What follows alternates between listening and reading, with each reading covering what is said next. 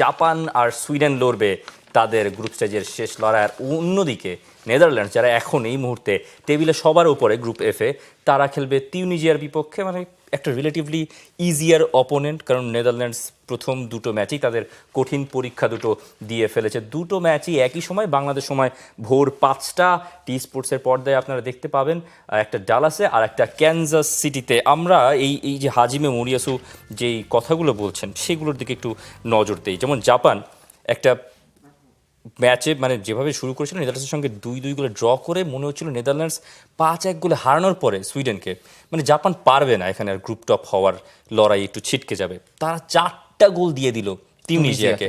মানে Ayase Ueda with a brace and an assist, মানে spot on performance. এবং Japan এখনও বলছে হাজিমে মরিয়াসু যে জাপান গ্রুপ টপ হওয়ার জন্যই খেলবে। কারণটা অন্য জায়গায়, যে এমন না যে তারা ব্রাজিলকে ফেস করতে চায় না বা এমন কিছু। কারণটা হচ্ছে তারা যদি টপার হয়ে রাউন্ড অফ 32-তে যায়, তাহলে সেই ম্যাচটা তাদের খেলতে হবে ওই মঞ্চেরিতে, যেখানে তারা প্রি টুর্নামেন্ট ক্যাম্প করেছিল। লোডশেডিং কিংবা ঘরের বাইরের তীব্র গরমে ওয়ালটন রিচার্জেবল ফ্যান থাকলে থাকবে শুধু বাতাস আর বাতাস। আমাদের প্রথম লক্ষ্য গ্রুপ টপার হওয়ার জন্য লড়াই করা। মঞ্চেরিতে খেলতে চাইবো কারণ ওখানে প্রি টুর্নামেন্ট ক্যাম্প করেছিলাম। একেবারে পরিষ্কার, মানে আপনি গ্রুপ টপার হলে আপনি ব্রাজিলকে অ্যাভয়েড করছেন, আপনার প্রতিপক্ষ তখন রাউন্ড অফ 32-তে মোরক্কো। আর যদি গ্রুপ টপার না হতে পারেন তাহলে ব্রাজিল। মানে এই প্রসঙ্গে তিনি জাননি, বলছেন যে মঞ্চেরির বিষয়টা, মানে এটা কি বিশ্বাস করার মতো? মানে তা আপনি জাপানের রিজলভটা দেখেন যে খুব পরিষ্কার লক্ষ্য যে আমি এই দলের সাথে খেলতে চাই বা অমুক দলের সাথে খেলতে চাই, ব্যাপারটা এরকম না। আমি যেইখানে ক্যাম্প করছি, আমি যেইখানে কন্ডিশন, আমি ওইখানেই খেলতে চাই। Japan has specific game plans for each and every match. আপনি তো আসলে জাপান কিংবা সাউথ আফ্রিকা কিংবা মেক্সিকো, এই দলগুলোকে আসলে ব্রাজিল, আর্জেন্টিনা, জার্মানি যেভাবে গ্রুপ প্ল্যান করে রাখে সেইভাবে তো তারা প্রগ্রেস করতে পারবে না। They have set plans for each and every match. এবং Hajime Moriyasu, salute to him. This man is a proper man. মানে লোকটা যে কি দুর্দান্তভাবে জিনিসগুলোকে হ্যান্ডেল করছেন জাপানের। আপনি অবশ্যই সবচেয়ে স্টারনেস টেস্ট দিবেন এই ম্যাচের এগেনস্টে। আপনি জানেন সুইডেন নেদারল্যান্ডসের সঙ্গে 5-1 গোলে হেরে গেছে, কিন্তু তার মানে এইটা নয় যে Sweden can't throw a challenge to Japan. Potter কি বলছেন? পটার চান ডিফেন্সের সলিউশন। পটার যে আগের ম্যাচে 5-1 গোলে তারা তিউনিজিয়াকে হারিয়েছিল, ঠিক একইভাবে 5-1 গোলে হেরেছে। পটার চান সেই জায়গায় একটা তালা মেরে দিতে। জাপানে উইংয়ে ভালো, তার মাঝেও ওরা শক্তিশালী।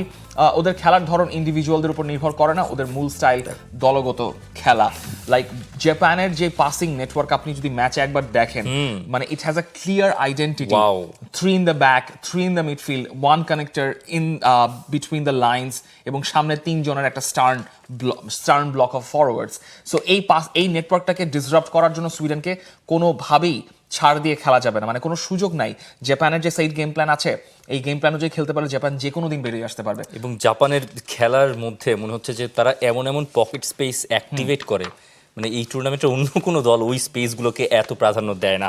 গ্রুপ এফ এর সমীকরণগুলো আমরা দেখে নেব একবার, কারণ এই গ্রুপের সঙ্গে তো ব্রাজিল আর মরক্কোর ওই সি গ্রুপের একটা বড় সড়ো সম্পর্ক আছে। মানে কোয়ালিফাই করতে হলে জাপানের বিপক্ষে সুইডেনের তো মাস্ট উইন ম্যাচ, কারণ সুইডেন 3 পয়েন্ট নিয়ে একটু পেছনে আছে, কারণ প্রথম ম্যাচটা জেতার পরে তার আর পরের একটা ম্যাচ জিততে পারেনি। ড্র করলেই জাপানের নকআউট নিশ্চিত, আর হারলে সুযোগ থাকবে তৃতীয় দল হিসেবে। মানে জাপান হারলেও একটা সুযোগ থেকে যাচ্ছে, যদিও ওই হিসেবে হয়তো মানে যাওয়ার প্রয়োজন হবে না। তিউনিজিয়ার সঙ্গে জয় পেয়ে টপার হয়ে শেষ করার সম্ভাবনা ডাচদের, আর টপারদের ফেস করতে হবে ওই যে সি গ্রুপের রানার আপকে, অর্থাৎ মরক্কোকে। আর যিনি রানার আপ হবেন এই গ্রুপের, নেদারল্যান্ডস, জাপান বা সুইডেন, তারা ফেস করবেন গ্রুপের ওই সি গ্রুপের চ্যাম্পিয়ন ব্রাজিলকে। 4-4-3, মানে you know the points, you know the Tunisia are out of this tournament. মানে এখানে আর তেমন কিছুই বলার নেই। দেখা যাক গ্রুপ এফ এর সমীকরণ শেষে গিয়ে কোথায় থাকে। নেদারল্যান্ডসকে আপনি এক্সপেক্ট করবেন ম্যাচটা জেতার জন্য। আমার মনে হয় Netherlands will top the group, but you never know. Group F নিয়ে আপনার প্রেডিকশন জানাতে পারেন কমেন্ট সেকশনে। আমরা একটু ছোট করে মুভ করতে চাই গ্রুপ ডিতে কি সিচুয়েশন? গ্রুপ ডিতে আপনি জানেন USA are the group champions, এবং সেখানে অস্ট্রেলিয়া এবং পারাগুয়ের মধ্যে একটা টাসল আমরা দেখব। ওইদিকে ইউএসএ খেলবে তুর্কির সঙ্গে। আমার মনে হয় হ্যাঁ ইউএসএ খেলবে তুর্কির সঙ্গে তুর্কির সঙ্গে। এমন অবস্থা হয়ে গেছে যে আর মনে নাই কে কার সঙ্গে না, খেলবে it happens মানে আপনি যখন দিনে বা 3 ঘন্টা ঘুমাবেন বা 3 ঘন্টাও ঘুম আপনার কপালে জুটবে না, তখন এটা আমরা হয়। ওই আলাপে ওই আলাপে না যাই। আর ম্যাচ বাই ম্যাচ আছে। ফুটবল তো আপনি মানে বোঝেনি। কাল গত রাতে কয়টা ম্যাচ ছিল? 6টা ম্যাচ।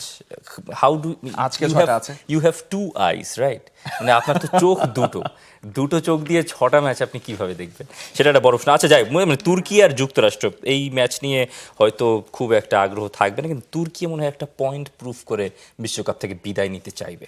আমার মনে হয় এই পয়েন্টটা প্রুফ করার মতো অবস্থা তাদের থাকবে না। USA will play as the way they played, because মানে USA তো কিছু power নেই, USA তো কিছু group পাওয়ার topper। নেই, কিন্তু মোমেন্টাম, আপনার মোমেন্টামটা খুব দরকার, এবং Pochettino is all over the momentum guy. Wow, what a guy. Pochettino তুর্কিকে আমার মনে হয় স্টিম রোল করার চান্স পেলে ছাড়বেন না, যদিও তুর্কি চেষ্টা করবে পয়েন্টটা প্রুফ করার জন্য, যদিও ভিনচেন্জো ইতালিয়ানো কতটুকু কি করতে পারবেন আমি জানি না। ভিনচেন্জো মন্তেয়া ইতালিয়ানো নয়, মন্তেয়া কি করবে আমি জানি না।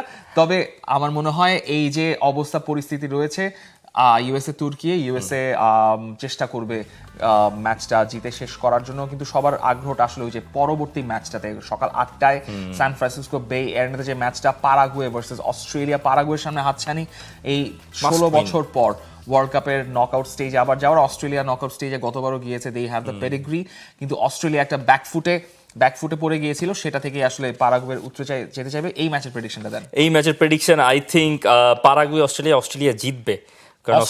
অস্ট্রেলিয়া জিতবে, যদিও পারাগুয়ের একটা মোমেন্টাম বা আলাদা আত্মবিশ্বাস কাজ করবে, কিন্তু পেন অ্যান্ড পেপার আমার মনে হচ্ছে অস্ট্রেলিয়ার আ বেটার সাইড। আপনারা জানাতে পারেন কমেন্ট সেকশনে আপনাদের প্রেডিকশনগুলো এই ম্যারাথন 6টা ম্যাচ এবং আগামীকালকের 6টা ম্যাচের প্রিভিউ নিয়ে। For more updates, subscribe to our YouTube channel and click on the bell icon. Follow us on Facebook and Instagram. Download T-Sports app to enjoy exciting games and highlights. Visit tsports.com.